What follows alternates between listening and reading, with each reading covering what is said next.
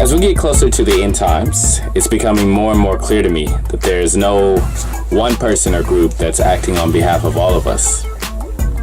Quite the contrary.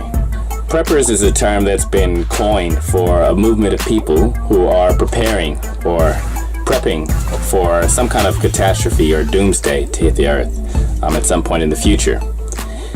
There definitely is a movement of such people out there, but if you look at us, we're actually as varied as the movements that exist outside of the prepper movement. Not only do we have very different formulas for how to survive, but we even have different ideas for how and where the trouble is going to come from. For us on this YouTube channel, we come from a very strong Christian background.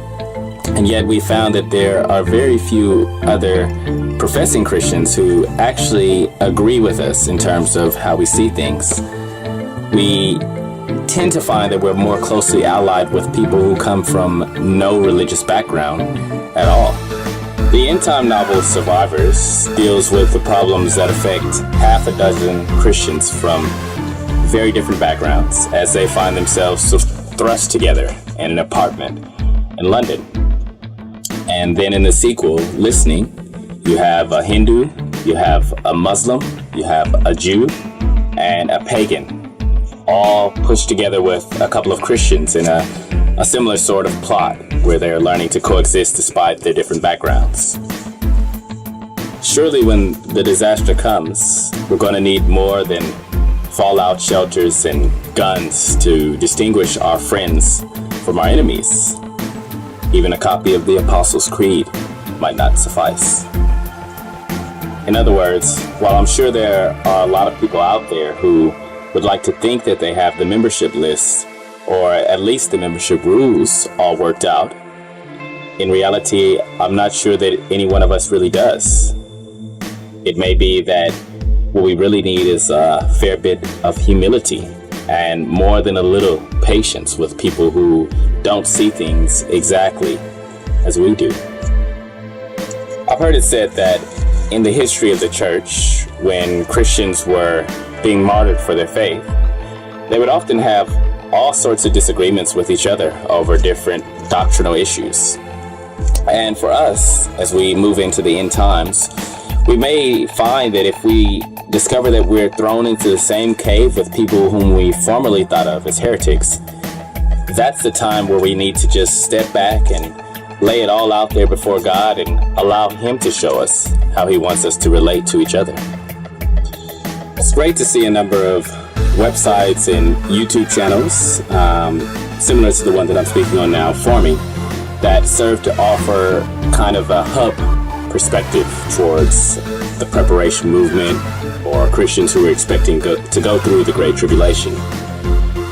It would be ideal if we could unite and be as one, and yet I feel that a very important lesson for us as Christians, for this time in particular, is that we not be too quick to rush to judgment about who we're going to accept and who we're going to reject as part of this end time movement.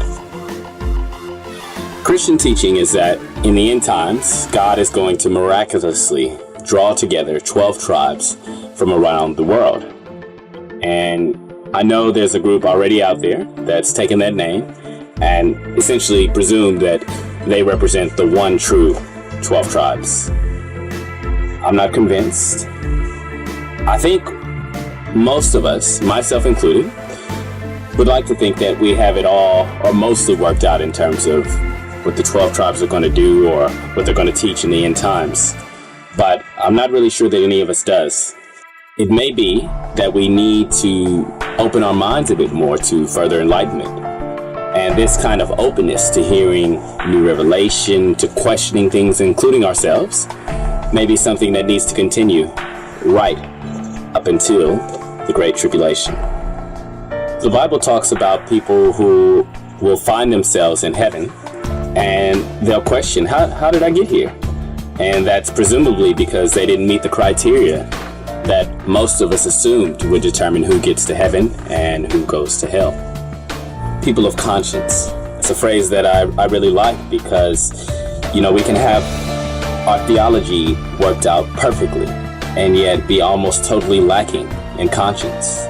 At the same time that we might have someone who has totally incorrect theology, and yet, to use a biblical phrase, if they are walking in all the light that they have, and especially if they're being persecuted for it, then there really should be more room for that individual in our cave. This whole idea of persecution bringing together all those who have enough character to follow their conscience, even in the face of death, is something that suggests that we really have some challenging lessons to be learned as we move into the end times. And those are the sort of people I really hope to meet.